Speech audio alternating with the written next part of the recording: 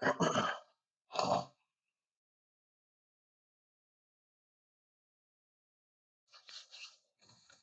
up, what's up, what's up, what's up?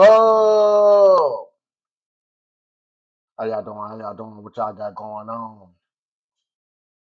We ain't gonna hold you too much longer. We ain't gonna hold you too much longer. We're gonna get straight to it.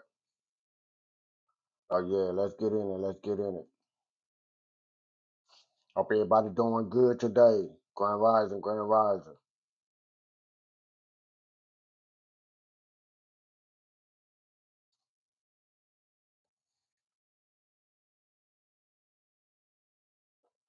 A silly video at a gas station. In just a few minutes, they'll head back to a nearby LGBTQ house party. What they don't know is that a masked killer will be there too, determined to murder everyone at the party. What's going on at the location, ma'am? Oh wow! And two of my friends are fatally wounded. As the investigation unfolded, detectives would discover the killer's dark secrets and a disturbing recording exposing the sick motive behind the ruthless execution. Y'all like In the early morning hours at around 5 a.m. on Saturday, May 25th, 2019, emergency lines in Detroit received a call from Clifton Blair Keys and Armand Matthews, who had just watched his worst nightmare unfold when a gunman barged into their home and opened fire. Can you please have somebody come to this? What's the address, ma'am? What's the street name? Necessary. What's going on at the location, ma'am? No. I'm a gay male. I apologize. That's okay. Somebody just came in and shot up the house. And two of my friends are fatally wounded. It is necessary. Okay, baby. Sir, I was going to see you at the location now. Are there any injuries? Yes, serious injuries that you can get right here as soon as possible. Lady, are you listening? You just said somebody was fatally wounded.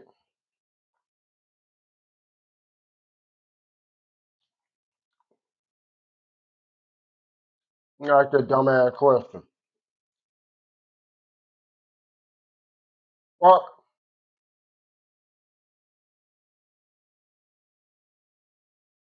You can get right here as soon as possible, please, please. It had begun the night before, when a group of friends had been out on a Friday night party. But as the event started winding down, 5 friends, Blair Keys, Armand Matthews, Paris Cameron, Alante Davis, and Timothy Blanchir, returned to their friend Lance Atterbury's home to hang out. But the night was meant to be like any other, filled with music, dancing, drama, hookups, drinks, and arguments.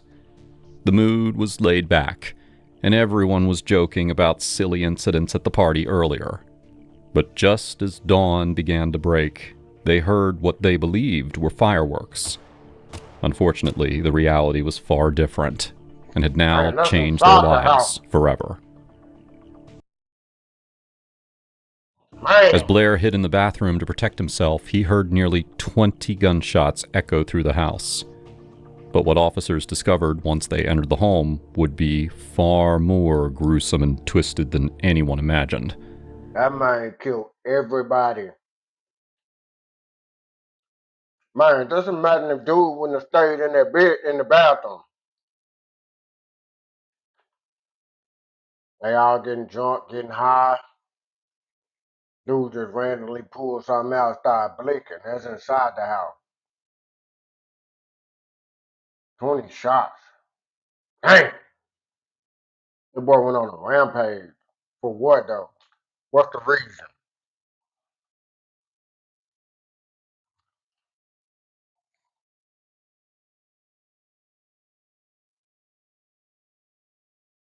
"21-year-old Alante Davis was slumped over the dining table after being shot twice, while 20-year-old Paris Cameron and 20-year-old Timothy Blanchir lay sprawled across the floor, each having been shot 4 times. It was clear to responding officers that the shooter had been relentless and deliberate, attacking the group with clear intent. But what they didn't realize was that the intent would turn out to be far more shocking than anyone could have expected.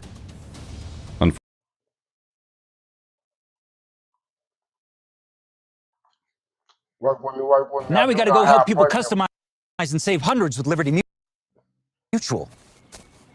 Lima, where's the golf cart?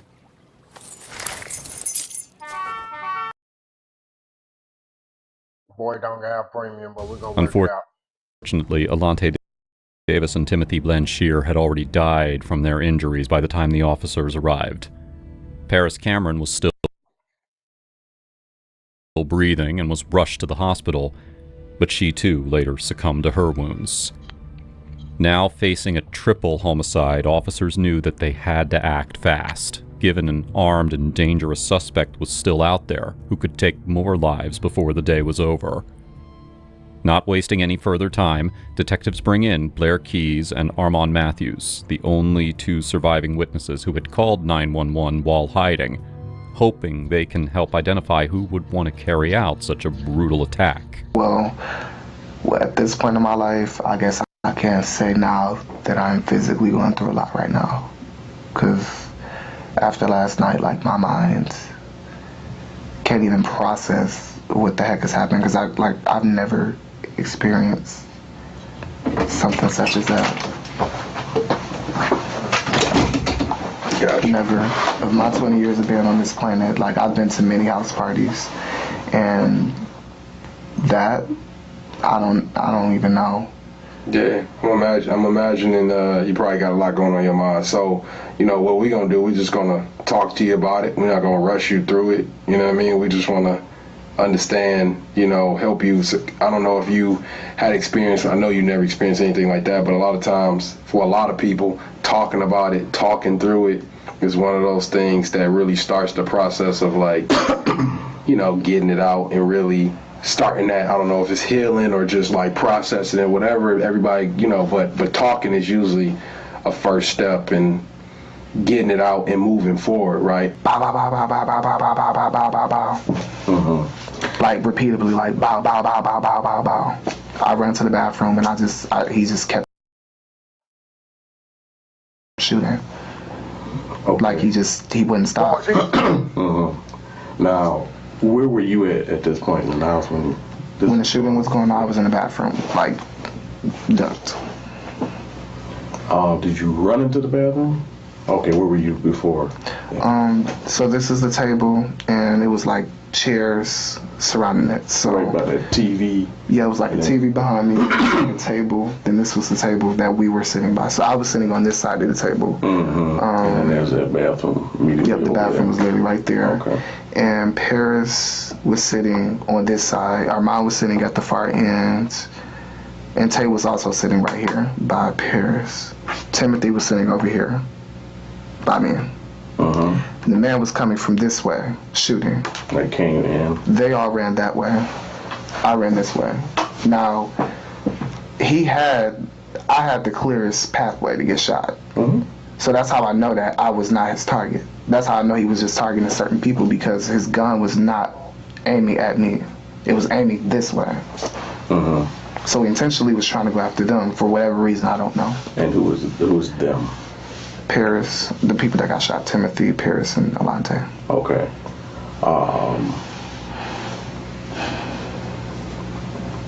Paris, Timothy, and Alante. Out of those people, who were the people that were participating in the festivities? All three. All three. Okay. Describe this person that came in and did that.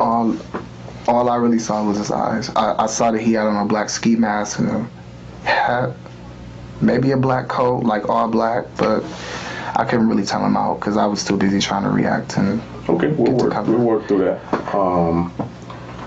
When this person came.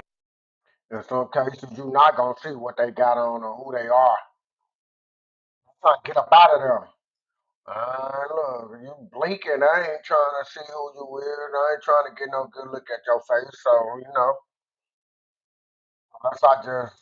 unless you sit next to me or something and start doing something like that. But I'm trying to see, like, it started on the inside. So they said in the beginning that somebody barged in the house and just started blinking. So apparently they didn't even see the person come in the house. From what it sounds like, they just kind of snuck in on them. Man, ambushing. Came in. What did he say? He didn't say anything. He just, all you hear is footsteps and gunshots. And then after that, after the gunshots stopped, you just hear him walking out, slamming the door. Okay. He literally didn't say a word. Okay. Just came in and did what he did. Now, from top to bottom, describe this person. And I know during a moment like that, I mean, you're trying to glance at somebody, but at the same time, you're trying to get the hell away. So, you know, you could be mistaken. I don't know. Yeah, because he actually, it was about 5. He was shooting so fast, it was already 5 gunshots that was shot before I could even react. Mm-hmm. We were still sitting there having a conversation while it was while the shooting was going on. That's how fast it happened. Like we didn't even know that he was in the house.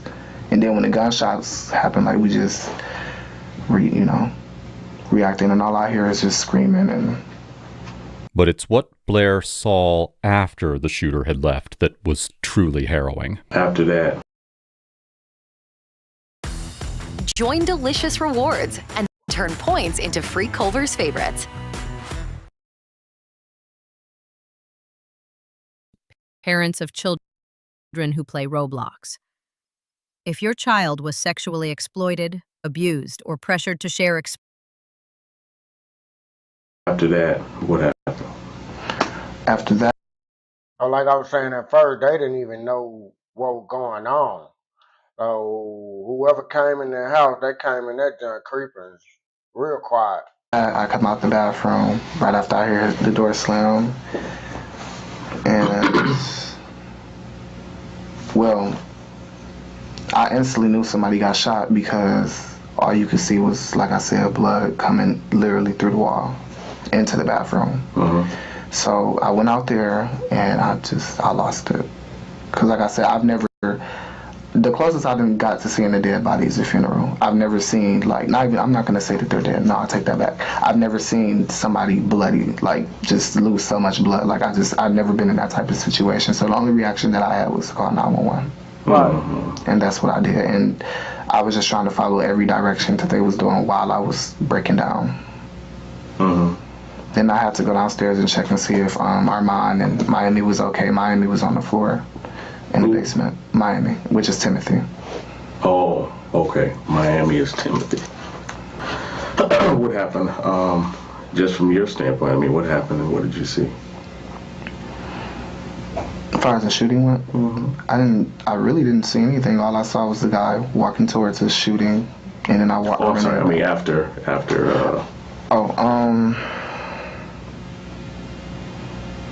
Not really much of nothing. It was just. You called 911? I just called 911, and I was freaking out. I was just telling them, they were asking me all these questions, and I didn't really know how to answer them because, my mind could not keep up with what was going on. So I was just can y'all just please send an ambulance? That's all I'm asking. I'll do whatever y'all tell me to do, but I right now, I can't answer these questions. When detectives spoke with Armand, he shared a similar account, describing how he desperately tried to save his friend Timothy Blanchier after he was shot, as they both attempted to hide in the basement. So, we're for the homicide unit, right? We're investigating what happened last night. Yes, over on Devonshire. So go ahead and just take me through everything you know from whenever you got there until when we showed up. Okay, I get there, everyone's chilling, wake up to drink and get high, of course. Mm-hmm. Well, not of course, but we smoke marijuana. Sure, we do. I think he stole the second person alive. There was a little music going on, and literally, my friends were sitting in a chair. Gunshots were fired. I'm sorry, I have to go back. Paris cousins. They came. A light-skinned guy.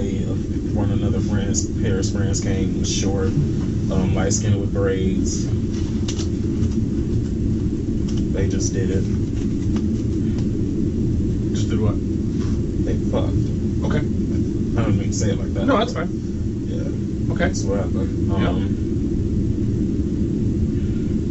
Shit. waited. I got an altercation with the boy Brendan. It wasn't, a big deal. We just had some words. I don't really like you that much. One of those conversations. He left. Lance took him home. Literally a minute or 30 seconds before I called the cops, which is around, I say 4:56, 4:57. That's when gunshots were fired, and I heard about 8 to 10 shots, I believe. But I wasn't really paying attention. He was I was outside. and I had Miami. I was trying to pull Miami with me because we both were in the same direction. Timothy. I tried to pull Timothy with me because we both were in the same direction. And that's when I noticed blood. I tried to hold the pressure till cops got there. I never got a description of who the being was that came in the house. My friend said all he seen was his eyes. Okay. Thursday night, Friday morning at a hotel party. After the hotel party, what time does that go until? They said they picked you up, what you said, 3, 4 in the morning? Yeah, we wound up getting to Lance's house about 3 or 4. Shit, if I'm probably wrong, it's probably 2, 3 or 4. But still, everything was cool at the end. Okay. Everything was cool all the way to the gunshots. I'm not even really the bullets, the gunshots. You said 8 to 10? About 8 to 10 shots. And you didn't know who the shooter was? You never saw him before? You never... The way I was in the wall, I couldn't see the front door at all. What was going on at the house before the shooting happened? We were literally sitting there talking about a bunch of gay shit. Okay. Walk us now through this. You hear the door open, right? The screen of the house? And then gunshots and footsteps. That's how I predicted, this being came in the house. Okay, so you hear the screen open. Where is everybody else inside the house? We are all in the dining room. 3 of us is sitting over here, and 2 of us is sitting back. Well, Clifton was standing in the back area. Well, next to me behind the wall. When you first walk in the house, there's that half wall right there going past the living room into the dining room. Okay, so how many people are inside that dining room? At that time, it was 5 of us before the guy, the shooter. Neither Blair nor Armand was able to formally identify the shooter. The gunman had been wearing a ski mask that completely covered his face. The only detail Blair could provide was that the shooter had a light skin complexion and brown eyes. Detectives also learned that 2 additional partygoers had spent most of the night at the house, but had left before the shooting began. One of them was the homeowner, 29-year-old Lance Atterbury, along with Brendan Suttles, who had recently met and begun dating Armand. But what detectives still don't know is that these were not the only other people who had been inside the house that night. And soon, a third individual will surface in the witness accounts who will be directly connected with the shootings. At the time of the shooting, Lance and Brendan were across town, driving to Brendan's mother's home to drop off some belongings. By the time they returned, they were met with nothing but chaos inside the house, leading detectives to conclude that they were not involved in the crime, but were instead witnesses to its aftermath. Now, I wonder if that was set up after they left, though.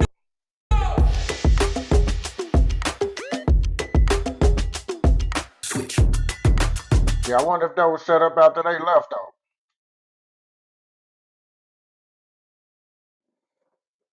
That sound like a setup, though. For them to just get the ambush like that. And then on top of that, how many people was in the house at one time at a certain period of time before people start leaving. That's what you gotta take note of too. But that's crazy. That's a crazy situation. I definitely feel like that was a setup, some type of back door.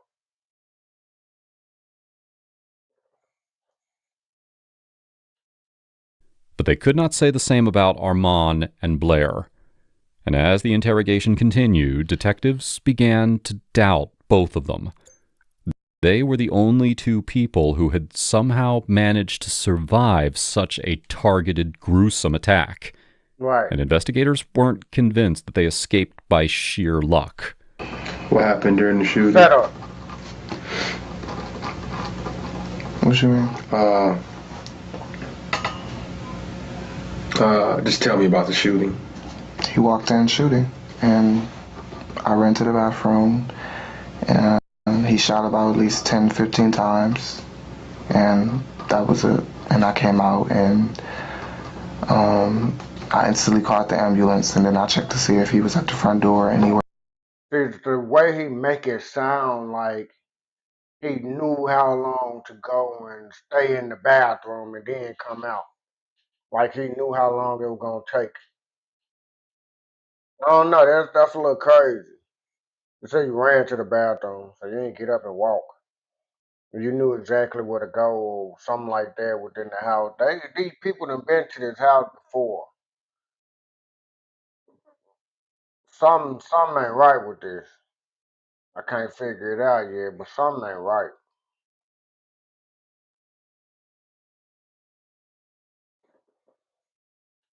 One of them did. We're in the house, and then I turned to my friends. What did the shooter look like? I have no clue. What was the shooter wearing? All black, with a ski mask and a skull cap, from what I could see. Where was the other dude hiding there? Where did he come from? As to where he was in the house too. Where was he at? With a ski mask and a what again? The skull cap. Did the shooter say anything? Did the shooter say anything? No. Who was shot? Terry, Paris, and Timothy. Where did the shooter go after he shot? All I know is that he ran out the house. All right, so this is the last few questions. And just for the questionnaire, for the official form, do you know who the shooter was? No. Are you the shooter? No. Okay. I guess it's split like this. Are you the shooter who shot Timothy, Paris, and Alante? No, I never held a gun in my life. Okay. Never held a gun, never had a gun? Never held or had one. Somebody had a gun. Yes. This nigga. Where's he at? We're just kind of now going over everything that you're telling us. I don't know if it was him or not, man. I'm just I'll tell you speculating right now. truthfully, okay? But I do want to know where he was, though. That is my Hang on, 100% hang on, true. just hold on. From looking at everything, from listening to what Clifton has to say, So watching video. to watching video of everything, it's not adding up. Like what? Like any that you're telling me right now. Like what? What is not adding up? What? Just what you told us. I mean, that's literally what I know, y'all. I was fucked up. I was drunk as fuck. I really don't know. And maybe you were. I mean, I know fucked up, everything I maybe- told y'all listen, is true. Maybe It's you the were, truth. maybe you were fucked up and everything was maybe a little bit blurry. Maybe you made some poor decisions. I don't know. And maybe there was reasons for it. I don't know that either. I just know one thing, is that people make decisions sometimes that are not right, they're not wrong, but they happen. Whatever that might be. And maybe that happened tonight. No. But what you're telling me and what we know is two different things. And all I'm asking for you to do is just be honest. Okay. So tell me. What do you want to know? Tell me what happened. I literally told you what happened. A guy walked in, opened fire. 30 minutes before Clifton, Vernon and Lance left. And he came in, oh shit, I don't know what the heck he got him to look like. Clifton said he'd seen his eyes. The guy came in, he opened fire. I could not really see him at all. I got up, I left after I heard the first gunshot, and I kept hearing him as I was running down the stairs. So, I really don't know what more y'all want me to tell y'all. But while our mom We'll pay you to get your CDL and give you a truck driving job with one of the nation's safest carriers, Rail Transport. So if you're unemployed, underemployed, or while Armand and Blair insisted that they had no involvement in the crime, they shared a curious detail about Blair's wallet that caught the detective's attention. Lance took Brendan home. Okay. And after Lance took Brendan home, right after behind that, that's when they went to go find my wallet. I got you. Did Lance come back before they left? So Lance and Brendan left, and then we was there by ourselves. And who was we? Me, the people I just named off. Okay. Me, Timothy, and Harris. Okay. And then they left and went to the gas station, and who was at the house when they left and went to the gas station? Just me and Armand. You and Armand. Okay, so I'm gonna summarize this and tell me if I got anything wrong, okay? I'm just trying to, light-skinned guy leaves. Is it right after? Mm-hmm. Okay, so he leaves right after. Did you see him in any car or somebody, did he say? He walked. He walked? Which way did he go? He walked the opposite way that he came. So the I told y'all. Alante, Paris, Clifton. You guys, They I did knew that. it. His wallet was missing. They I went knew back it. to the BP gas station and ran back cameras, and the cameraman had his wallet behind the counter. And that's on surveillance after the guys had left. Nigga, off and running. Lance And Brandon, yes. Okay, so who unlocked? Brandon and Lance, the shit. Who For left the, to go to the wallet. Who left to go back? Alante and Paris and Miami. They all, yeah, three of those guys left. And they came back like, we found it, yada, yada, yada.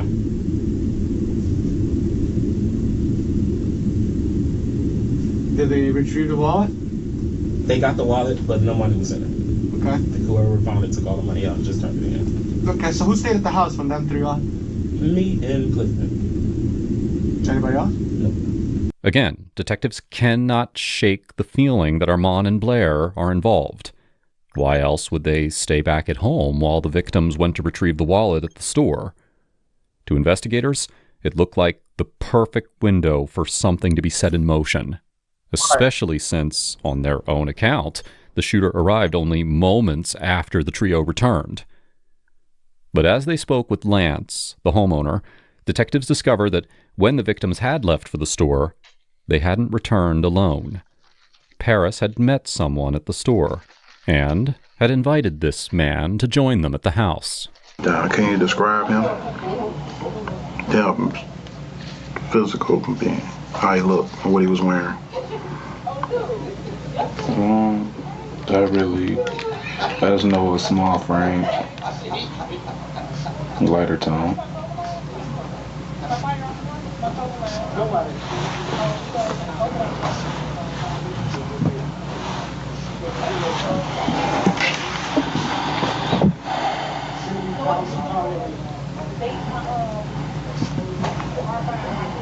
You remember what he was wearing? It was gray. His pants were gray. Lance's description of this mystery man was eerily similar to what Blair had said about the shooter's skin tone. And when detectives checked with Blair and Armand, both stated that this man had left the house shortly before the shooting began. To verify their account, detectives request surveillance footage from the gas station store. But what they don't realize is that this footage will soon send them on the hunt for a man who will not be easy to find. Earlier that night, the group had made a quick stop at a BP gas station on the corner of Devonshire and Mack. While they were there, Paris made a new friend. At 2:40 a.m., surveillance cameras captured Paris and Alante entering the store. Paris was dressed in all black with a Nike cap, while Alante wore a camo-style t-shirt and a hat. Standing in line at the cashier to their left was a young man who had caught Paris's attention. He had just entered the store moments earlier, grabbed a juice from the cooler, and was waiting to pay. After a minute or two, Paris stepped away from Alante and walked toward the doorway to speak with the young man, though the cameras could not capture what was said. Moments later, most of the group re-entered the store. Blair led them toward the coolers, with Alante and Timothy dressed in pink, and Paris following behind. The young man paid for his drink and began heading for the door after briefly chatting with Paris. But as cameras showed him leaving, Paris called out to him, and he returned to the store moments later. The group was then recaptured inside the store. While the cameras recorded no audio, Blair later recalled that Paris had been openly flirtatious with the man. When the group eventually left the store, they were seen getting into Blair's car, which was parked just around the corner and out of view of the cameras. As the car pulled away, Paris could be seen leaning out of the window and calling out to the young man, inviting him to join them at Lance's house for their gathering. What you want to do is save hundreds when Liberty Mutual customizes your car insurance. That's great, but can you ask your friend to stop digging into the green? I can ask, but he's not going to. Only pay for what you need. You know what the guy's name is? I don't. Javon, Devin, Devon, something like that. The young man that Paris had invited was 18-year-old Devon Robinson. He had attended the same grade school as Armand years earlier and lived only 2 blocks from the area. About half an hour after the encounter at the gas station, Devon arrived at Lance's house. Armand and Blair later said that shortly after Devon got there, he went into the master bedroom with Paris, and others eventually joined them. The intimate activities that happened inside the room were no secret to anyone in the house. In fact, the group had even joked about it throughout the night. But in the haze of the evening, none of them realized that this seemingly casual encounter would soon tear their lives apart. Investigators then worked to piece together what had happened after that night and track Devon's movements. They began linking surveillance footage from across the neighborhood, and what they uncovered would raise even more disturbing concerns. After receiving the invitation to the house, cameras captured Devon walking back toward his own home. But along the way, he paused and even backtracked briefly, as if reconsidering his path before continuing. Eventually, he was seen heading toward Lance's house. Devon stayed with the group for about an hour, most of it spent inside the bedroom. Later, BP station cameras captured him again as he made his way back home. But this time, his behavior appeared unusual. Cameras showed him pacing in front of the store entrance, spitting, and even gagging, before finally going inside to purchase another drink. By 4:02 a.m., Devon had returned home. Less than an hour later, the shooting began.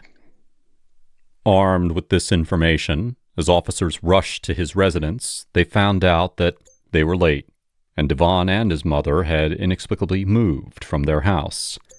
His roommate only mentioned that they had left in a hurry, raising several red flags about Devon's suspicious disappearance. In a desperate search for the man who clearly seemed to know more about the shooting from that night, detectives released Devon's image to the media to enlist the community's help to find him.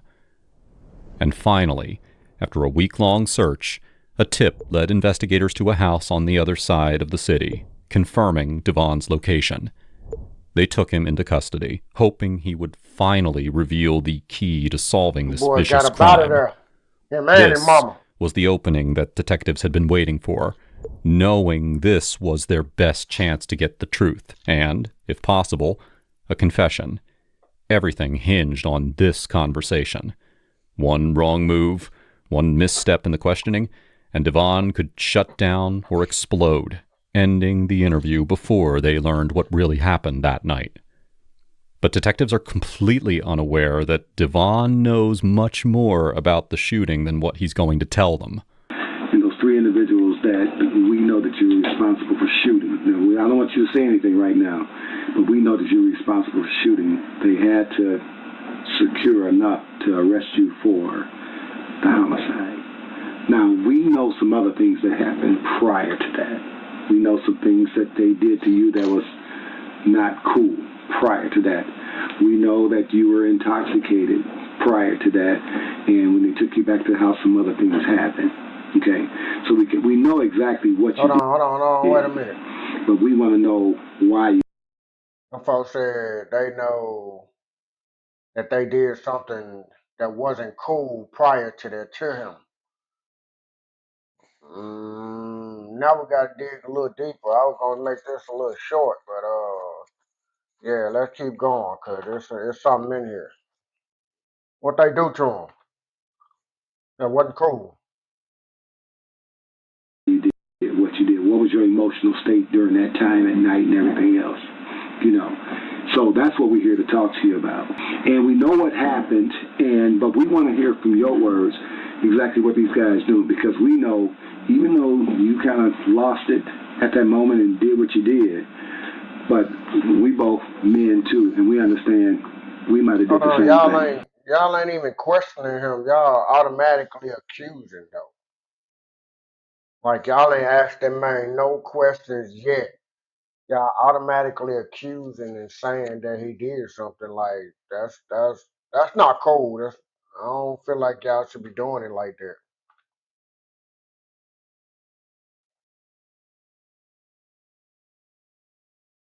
You know what I'm saying? When people are enraged or people are under a stressful situation, if you got alcohol or some other drugs is involved, you don't think properly. And sometimes you might do some things that you sit back later on and be like, damn, what the hell have I done? You know? At this point, Devon admitted that he had spent time with Paris in the bedroom, but he denied being involved with anyone else. However, detectives had also found his DNA on Timothy, which verified witness testimonies about everyone being in the room with him. Devon acknowledged that he was a closeted gay man, but he did not admit to the murders or to the motive that the detectives suspected, that he may have retaliated after feeling quote-unquote used by the group. We want an explanation from you why you did what you did. We were hoping this is a good enough explanation where we can go and advocate for you. But we want the explanation from you why you did what you did. Because we know exactly what you did. You understand that, young man? We know exactly what you did. I'm hearing you and I'm listening to you. Yeah. But I ain't did nothing. Well, you were there longer than you told us. Yes, we got you. People leaving. We know people were leaving. And you left. We know that. We also got you coming back and running away from the location, up the street, up the side street. I can't think of the name of the streets right now, but to your mom's house. I mean, clear as day. You can't deny technology. You can't. Damn sure can't, but I know what I didn't and did do. Okay. But listen, though. I'm sorry to cut you off. If you didn't, you were there, or you saw something that made you run away, right? So if you didn't do it, how can I run away from something when I was at home? Well, maybe you went in, and when you went back, maybe you went in and you saw some shit. You saw them shot and you ran out. I don't know. And that's the way you come in. You got to tell us that. When I went home, like literally home. Faced with the inconsistencies in his story, detectives confronted Devon with the surveillance footage and pressed him further. There's a reason firefighters always win water fights.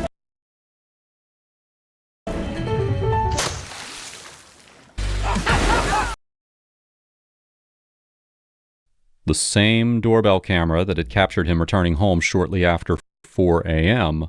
also recorded a dark figure leaving his house about an hour later. Another camera positioned across from Lance's house captured the front portion of the property. While it did not show the shooter entering, it did record a dark figure running away from the house just minutes after the attack. The timing caught investigators' attention. The figure was seen roughly 4 minutes after someone had left Devon's home 2 blocks away. Then, at 5:01 a.m., cameras captured someone returning to Devon's house, only minutes after the shooting had taken place. The distance between the two houses was only about 1/4 of a mile, meaning someone running could cover it in just over 3 minutes. This meant the surveillance footage linking the two locations strongly suggested that the shooter had come from Devon's home. Okay. So you say after all this happened, you leave, everybody started leaving, right? You leave, you go home, and when you go home, what do? Take a shower and go to sleep. Take a shower and go to sleep. And you at home that whole time, right? Yes. Until what time? Until like 11 o'clock. A.M. a.m. Next morning? Well, same morning? Daylight. So about 11 o'clock. At 11 o'clock, what do you do? I go down to my pops and little place on Buick. What's that kind of place? What is it? No, I'm talking about where you stay at. Who? My pops. Your pops? Yeah. Okay. So when you went home, you stayed with your mom? Okay, so when you went home, was your mom home? Yes. So when you came in, did your mom know you had come in? Yes. Okay, she saw you come in? Yes. She observed you come in, right? Yes. You came in by yourself? Yes. My auntie was laying on the couch. Your auntie was laying on the couch? Yes. And nobody saw you leave, what you're saying? 'Cause you just went to sleep, right? Yes. So you didn't leave at all? I didn't leave. Okay. So you have a twin brother? No. I'm being serious. This is real important. You have a twin brother? I got a brother. I got a brother that look just like me though. You That's look why just I'm like asking. the same kind of hair?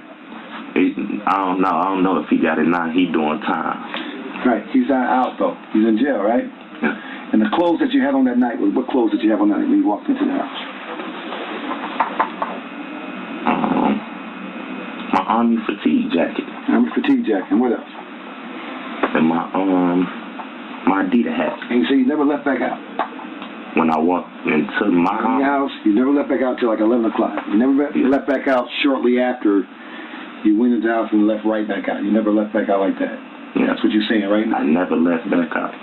Okay. After I went home, after leaving that shop. Do you ever have a history of memory lapse? I don't know. Have you ever hold on, what is memory lapse? Have you ever had a problem where you can't remember certain things? Sometimes. Sometimes. And when does that come on? A lot when I smoke weed. You smoke weed? Yeah. Okay. And so you can't remember certain things that you did the night before or during that time or something like that, is what you're saying? Like, it'd be stuff that I forget right then and there that I just said, like, damn, I'm just thinking, I forgot. But you wouldn't forget shooting 3 people, would you? Come on now. You wouldn't forget that, right? Hell no. So then you must not be telling us the truth.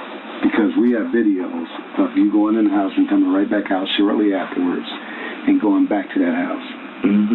Okay, we have videos of that. Now, can you give an explanation why you don't remember that? Because you just told me you left out at 11 o'clock, and that's not true. Right. We have actual videos. So either you forgot or you're lying to me. Which one is it? Nah, I ain't forgetting. I damn sure ain't lying to you, because I did. Well, you did, because we have you on video coming out, going back to the house. So I didn't. How you gonna make me admit to something that I'm not trying to make you. I'm trying to tell That's you. what you just said. Mind you, there's cameras everywhere. We had cameras everywhere. Right. It's tracked you. Right. Boom, boom, boom. We can piece all that together. Right. No bullshit. I'm listening to you. I need you to hear me. If you're listening, no, right. So I'm just saying. Memory loss or whatever the case may be. We told you what we have. We tracked you on video, not just tracked you from a dog, which we can do that. We did that as well. Boom, boom, boom, in the house, running. That's a fact. But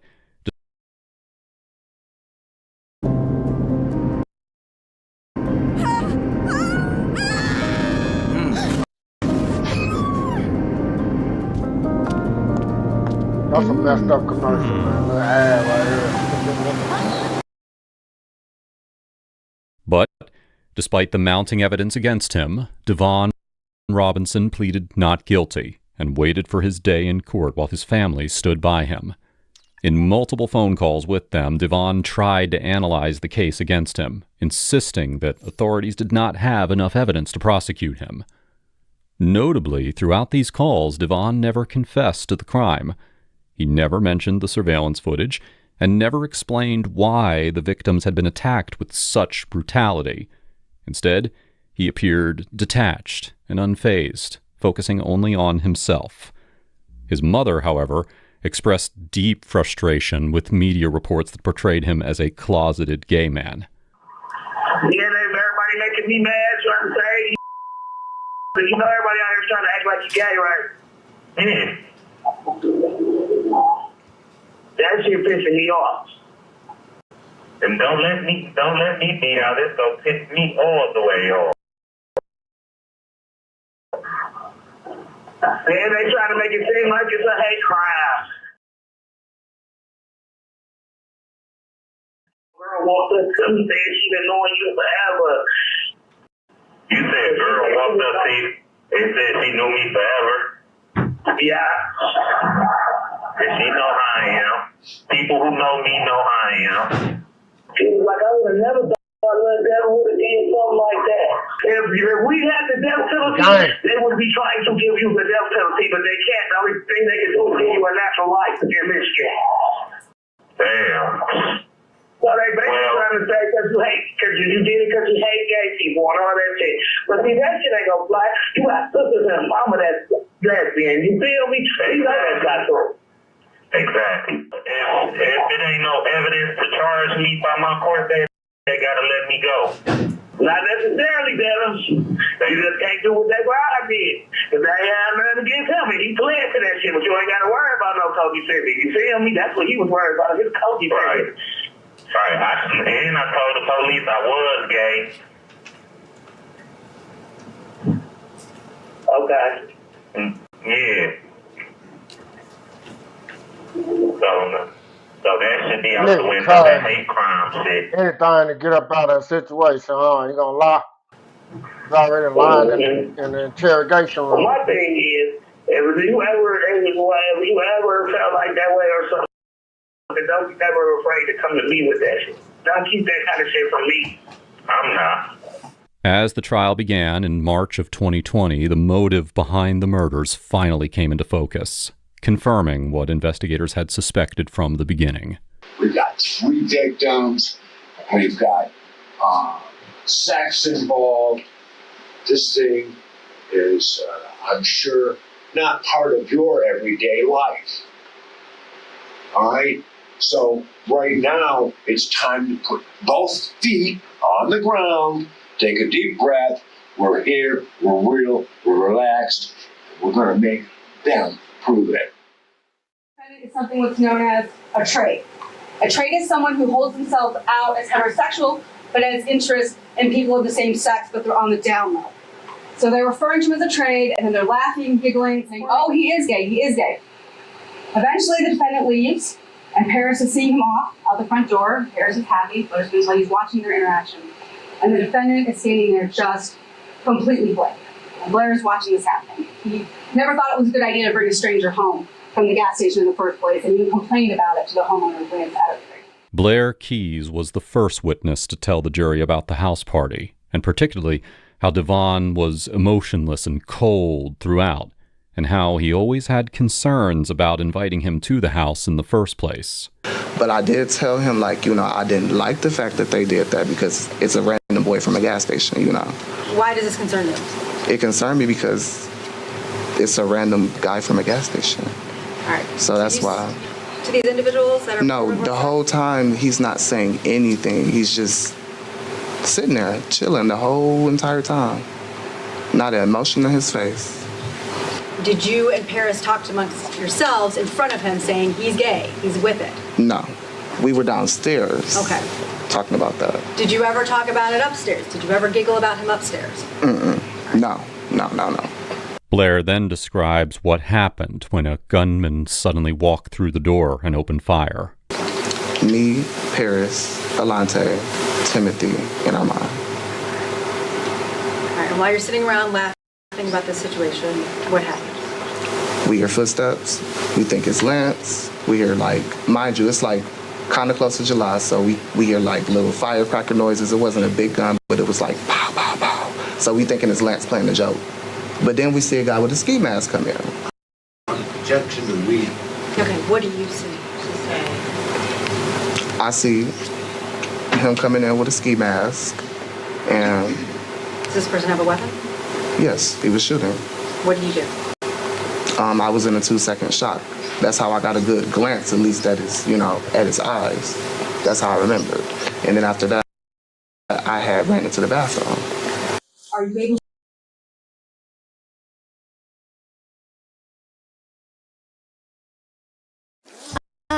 the sweet sound of selling and earning on Boy, this situation Vinted. crazy. Don't wear it, sell it.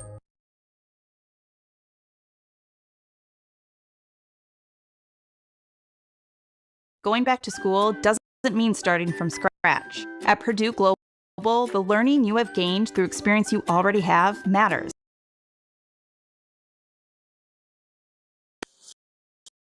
Are you able to identify the person who's the shooter that night? Yes. Why? Only by skin complexion and eyes. And what did that look like to you? It looked like the same boy that came with the body. The person sitting in the courtroom today, the defendant, Mr. Robinson? Yes. You didn't see the face of the shooter, did you? No, but I got a good. I'm asking, did you see the face of the shooter, yes or no? No.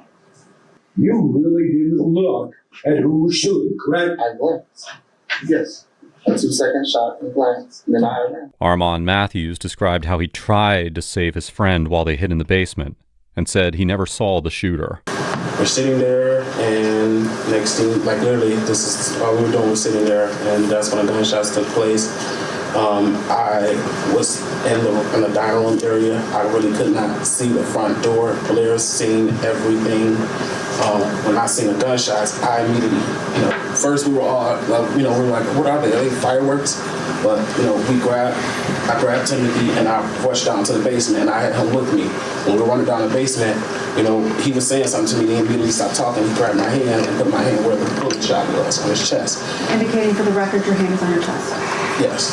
And I held pressure. I ran back upstairs because I heard Blair screaming. I ran back upstairs to make sure everything all right. I seen Teddy and Pierce curled up in the corner.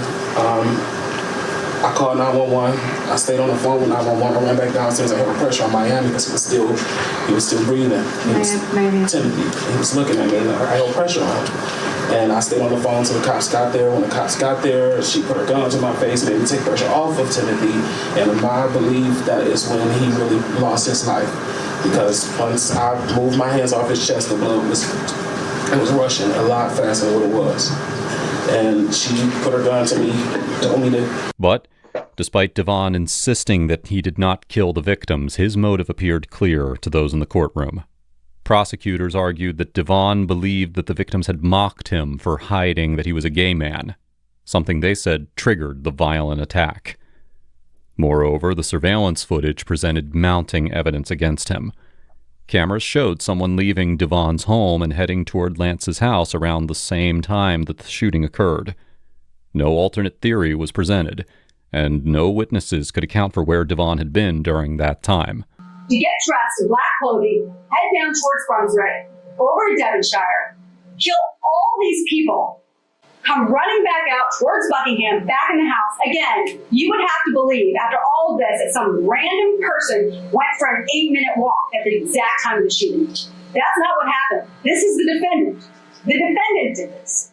And it didn't take the jury long to return with a verdict on all counts. How do you find the defendant, Devin Robinson, as to count 1, homicide, murder, first degree, premeditated, Alante Davis? We find the defendant guilty.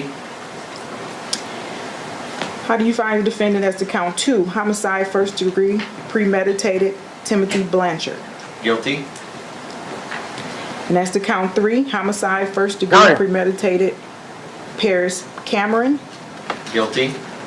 Devon Robinson was sentenced to 3 life terms without the possibility of parole for first-degree murder, along with 10 to 20 years for 2 counts of assault with intent to murder and an additional 2-year sentence to be served consecutively for felony firearm.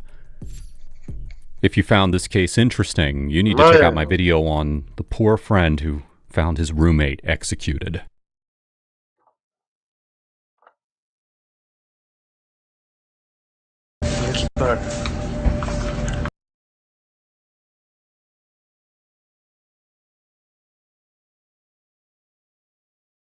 Watch who your friends are, man.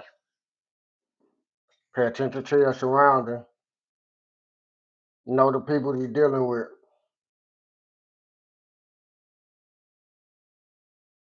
They end up bad.